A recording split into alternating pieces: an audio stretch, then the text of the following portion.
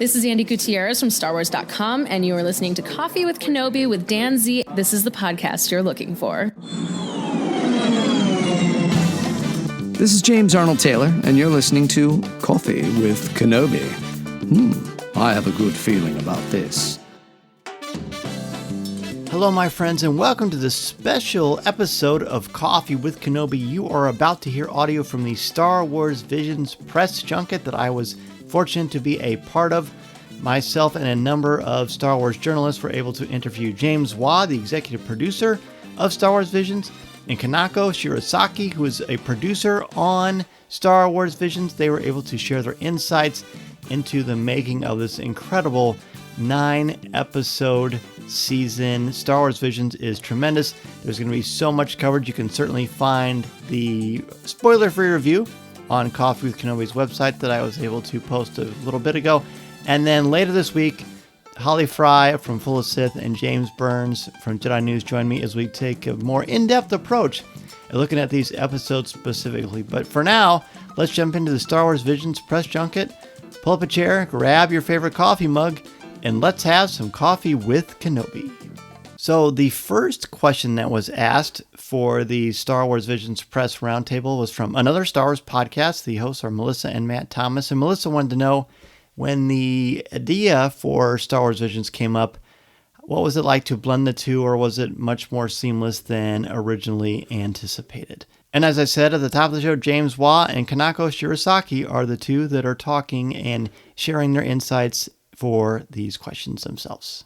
Yeah, that's a great question. I think in truth, it was actually pretty seamless. And what I mean by that is so much of Star Wars is influenced by a similar cinematic language is anime, and a lot of that is Kurosawa and Jedi films and a lot of Japanese cinema. And so I think in many ways these things really harmonize and to that point, I think we've been inspired by anime for a long time. I don't think it's any secret that a lot of our work, it's very clear that there's a deep love for Japanese animation at Lucasfilm. There has been for a long time, George included.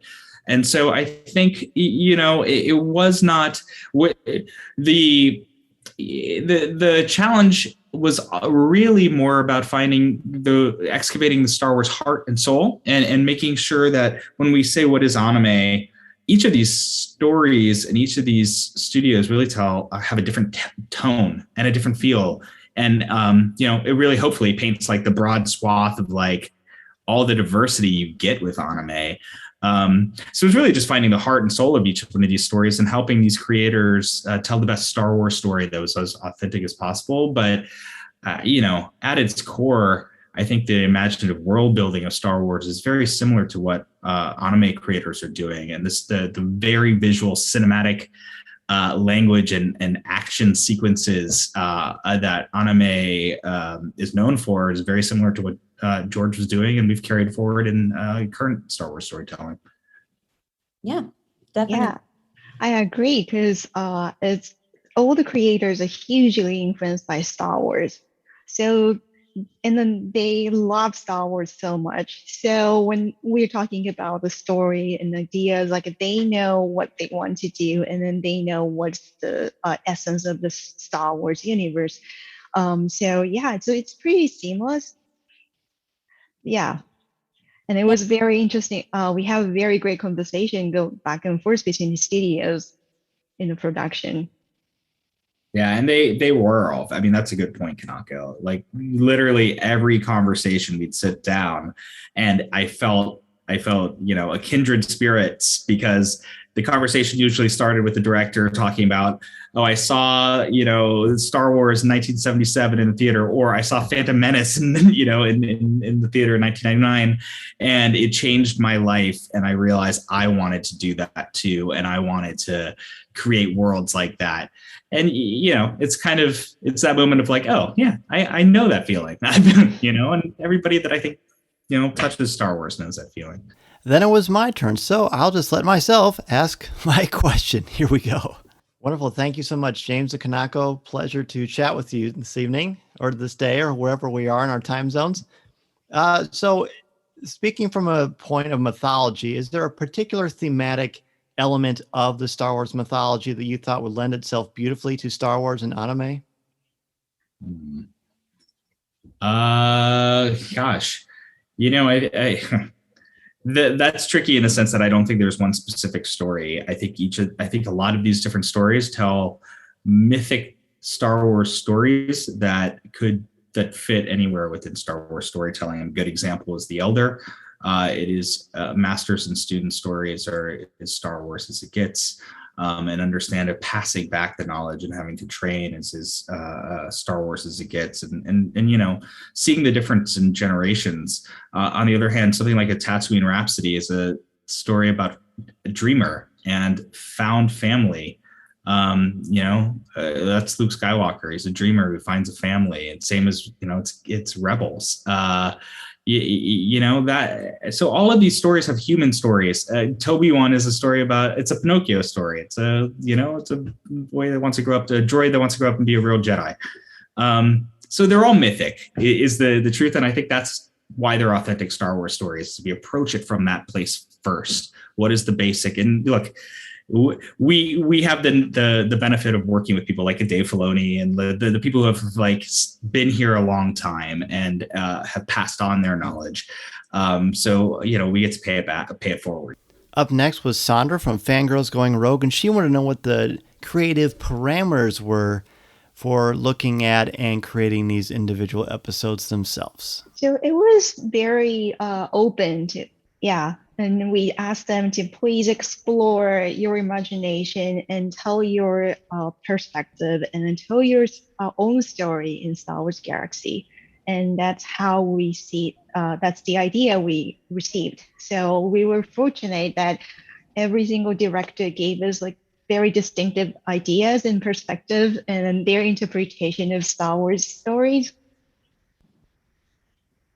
Yeah, we wanted it to be a celebration of Star Wars on anime. Really, we whether if they wanted their stories to fit more on the timeline, like something like a Tatooine Rhapsody, we worked with them to help them make it feel like it's plausible and could fit into that. But we didn't want to lead from that place. We didn't want them to try to tell stories that were going to define core Star Wars fiction. We wanted to really let them tell their stories and create new characters. And, certain stories like a Tatooine Rhapsody has a Boba Fett and a Jabba, but really they earn those characters, and Bib, they earn those characters because their characters are so good. And it kind of warrants leveraging these other characters. But no, it was very free. Up next was Mark Newbold from Fantha Tracks, and he wanted to know what was the basically original idea for bringing Japanese storytelling to life through Star Wars visions, and could this possibly open up the door to other exciting projects like this? Passion, love of the medium. It truly was that. I mean, I this certainly wasn't a cynical anime is popular. This was, we love anime, and we were looking for ways to do that. And like I said before, we didn't really know how to do that. In this sort of world, in a very feature-driven world. But when Disney Plus became Disney Plus, and we saw that opportunity coming, and it was a whole new platform, we realized we could explore different types of storytelling and lean into anime, which is something we loved. It just happens to be a growing form, I think, because people are discovering what artistry is there.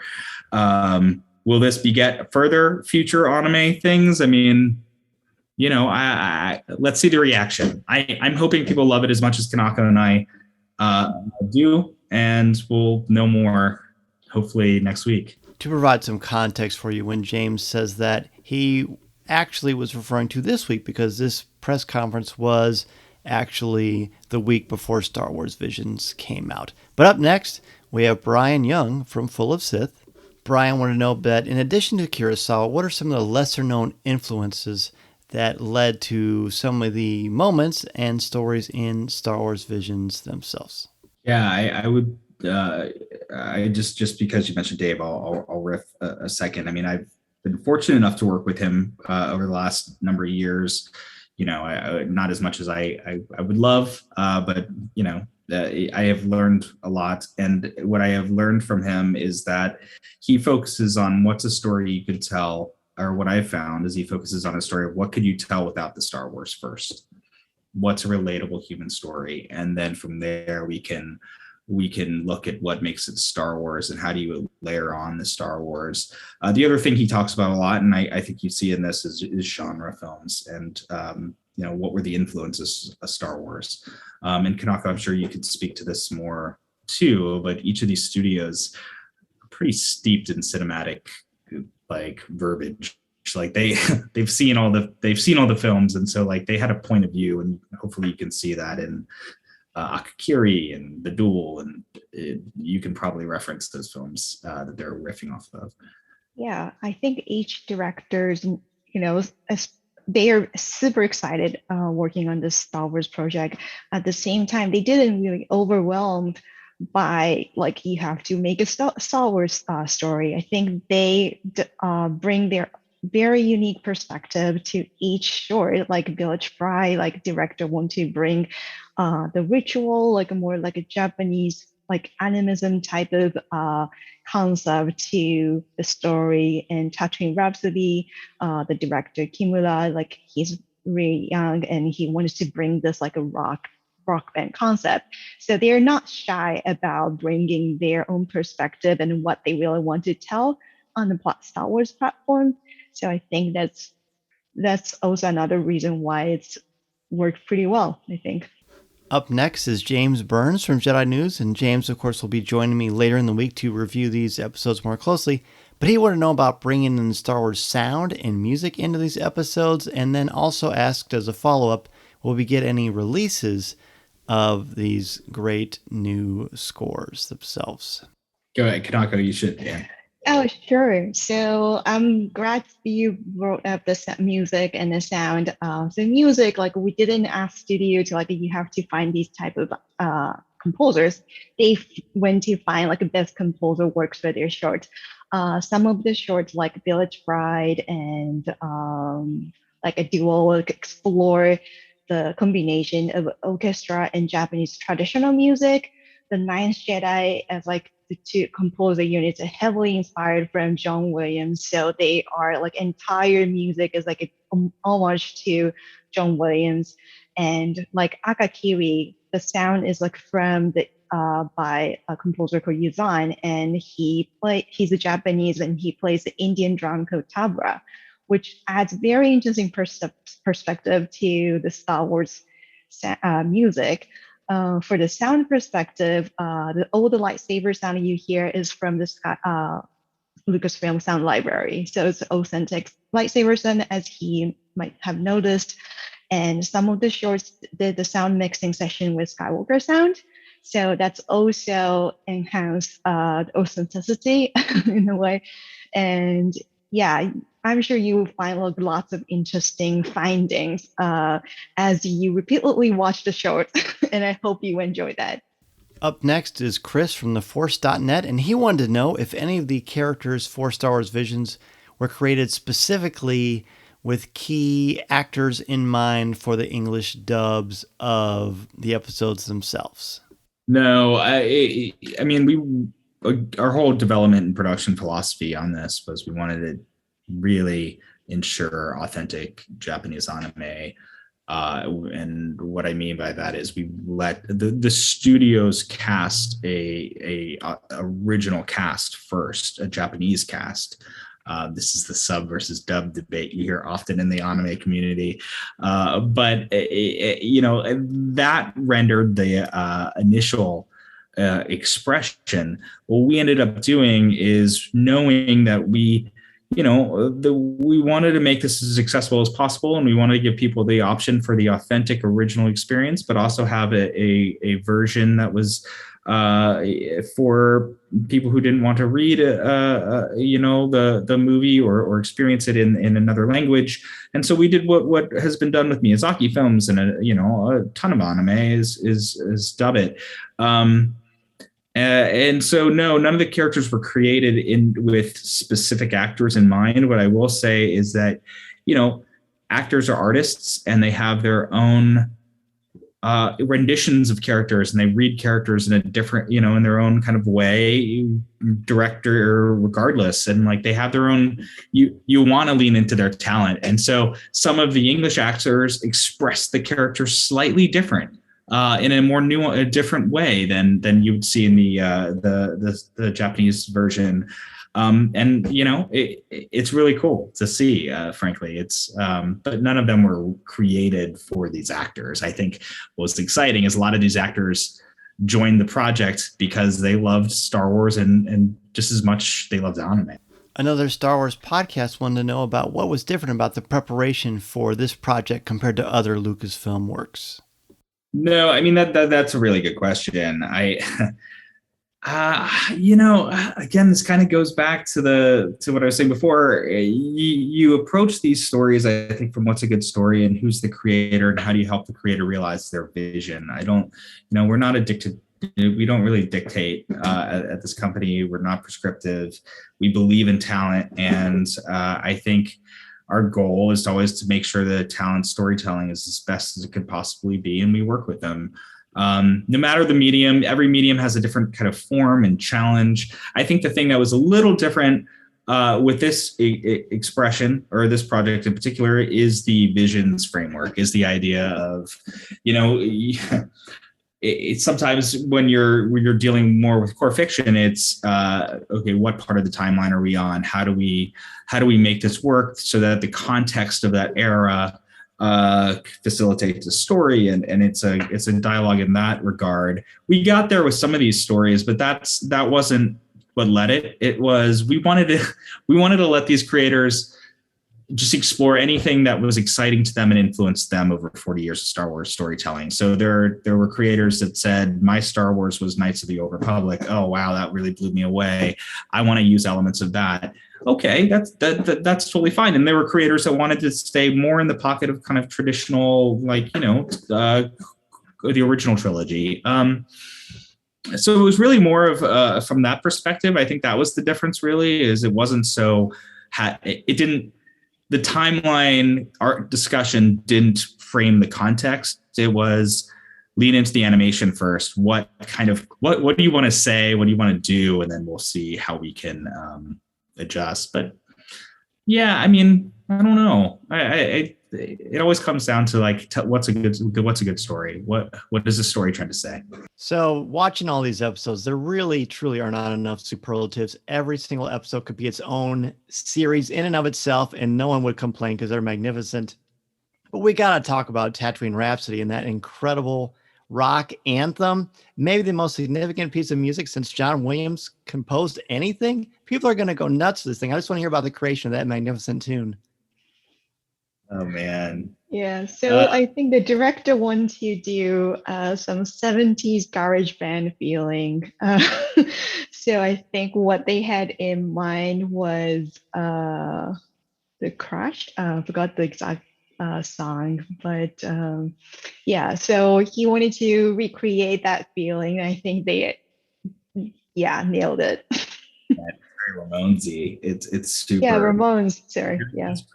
Very super cool. Well, both versions are cool. So this is another watch the sub and the dub, because the sub definitely has the original sort of Japanese version. But one of the things that was super exciting was Joseph Gordon-Levitt loved the short, and part of what he was excited about doing was to sing that song and to do his version of that song in the end. It's the same song, but man, he sang his heart out. That was the coolest VO session I think I've ever experienced, because it was just watching him, just fall in love with it and rock. So yeah, I agree with you. It's just super catchy. I think that guy's got a real future. Yeah. On places. Sandra from Fangirls Going Rogue wanted to know which episode resonated the most with Kanako and James. She was very clear in saying not your favorite necessarily, but which one resonated the most. Oh, Kanako, I'm giving it to you. I'll give you more time to. When I whenever I watch any like movies, and I want to imagine like what's the other characters doing behind this like a main story. So from that perspective, like I really love watching The Village Bride. They introduce the lives and like different ritual of the people living the planet Kelia, and I was really fascinated by all the like designs. So yeah, I love watching that short from that perspective. Yeah, it's definitely hard to pick the favorite. So thanks for that question. Like, Yes, thank you for phrasing it that way. Like they're also different, and that's part of the charm of the way we partner with these studios, is that we pick them because they're different. So I have different favorites for different reasons. What resonates with me the most, I don't know. I would say Tatooine Rhapsody because of the song, obviously, but it's also was one of those breakthrough moments in the production of. We got this all started with a couple paragraphs, right? It was like a paragraph on a white paper. You didn't really get a sense of what the storytelling what it was gonna look like, and I just remembered reading their intention that they wanted to do a rock opera, and I really wasn't sure about that. And they did have one little sketch of the kind of chibi design of Boba Fett. And it was one of those moments where I was just like, I don't know if this is Visions. And then the more I thought about it, the more I realized like, no, that, we talking people like Josh Rhimes and other people at Lucasfilm who were part of the project, maybe this is what Visions is. Maybe it is about taking leaps and when you can have a rock song in the end. And so I'm glad I got on board because I think that short really speaks to me in the end. Mark from Fantha Tracks wanted to know about the differences between the Japanese performance and delivery of the dialogue versus the English dub, and if that played any kind of a key difference, or was it a point of interest when casting for both the Japanese and English dub versions? When it came to the English dub, I don't really think that was necessarily, we didn't have that concern, Mark. It wasn't, we weren't casting for that. I think to the answer earlier, each of these actors sort of embodied the character in their own way. They did see the original, and I think obviously they were very influenced by that. But I think they also, they all have their own thing that they do, and they brought that to it. Holly wanted to know that since all of these episodes use some pretty powerful themes from the Star Wars saga, the mythology that we know and love so much, did they have to be careful not to make sure there was too much overlap, or did everything kind of fall together in an organic way? it happens organically. We were so lucky when we received all the pitches. They're different and distinctive. Every single one was unique. Yeah, and I think where they do overlap, it's because they get Star Wars. I mean, we're also kind of talking about the same things that appeal to us about this franchise, and it's not to say that it won't evolve and there's not other interesting things that can be done, but like the heart and soul of the storytelling is so rooted in the Star Wars that we all know and love, and I think that was the same for these creators, so those mythic themes is what they kept coming back to. Hopefully they're expressed in enough different variety that it's not one note, but I think some of those similarities are because it's Star Wars and they're authentic stories. Again, that was Holly's question. Holly, of course, from Full of Sith, who will also be joining me on Thursday to break down all these episodes with James. Speaking of James is up next, and he asks an interesting question that you will know the answer to if you're listening to this when it drops. But he wanted to know if there will be a making of or behind the scenes of these episodes that will debut on Disney Plus as well. That's a great idea. Maybe that's a good idea. I mean, it was tricky in the sense that like we're in the midst of COVID, so getting a ton of footage isn't easy. But everybody document. Yeah, I mean, it's a great idea. There's a lot of interesting creators involved with this. Finally, Chris from theforce.net wanted to know, based on the range of the length of these 9 episodes, was there any kind of directive given to how long or how short they needed to be? I think we had a range, but we broke our rules. So I think initially we were looking at, and Kanako, check my memory on this, but like I think we were like minutes. Yeah, we were talking about like target is like 12 minutes, 15 minutes, and then some of the shorts is like if we want to do more, so become a little longer than that. Yeah, like the Ninth Jedi is a good example of that. They actually, I don't think this is too revealing, but they had two stories that were kind of taking place in the same, that were loosely connected. It was very clear. They had a whole mythos built in their mind, and they had two shorts that in a way connected to each other, and they were different proposals. And we realized we should put these together and let you tell your full story. Don't be constrained by the time. And we figured out how to make it work. There you have it. A big thank you to Disney and Lucasfilm, and of course to James Waugh and Kanako for having me on to ask them questions and be able to participate in this with some of my fellow Star Wars podcasters out there. Be sure to let me know what you think of Star Wars Visions when you get the chance to see all the episodes. And we've got a lot of great coverage on Coffee with Kenobi. You can go to www.coffeewithkenobi.com right now and read my spoiler-free review. You've got this today. And then on Thursday, as I said throughout the show, myself, James Burns, and Holly Fry will look at each episode in much more detail while trying to keep it somewhat spoiler-free. However, if I were you, I would watch the episodes before I listen to the show on Thursday. And then next week on Facebook Live, we're going to rank your top 5 favorite episodes from Star Wars Visions, and it is not going to be easy to choose. So be sure to let us know in the CWK Cafe, our exclusive Facebook group, what you think about these episodes. Be sure to spread the word on Twitter, Facebook, Instagram, and all over social media that you are enjoying Coffee with Kenobi's coverage, and I look forward to hearing what all of you think about this. Until next time, enjoy the rest of your week, and remember, this is the podcast you're looking for.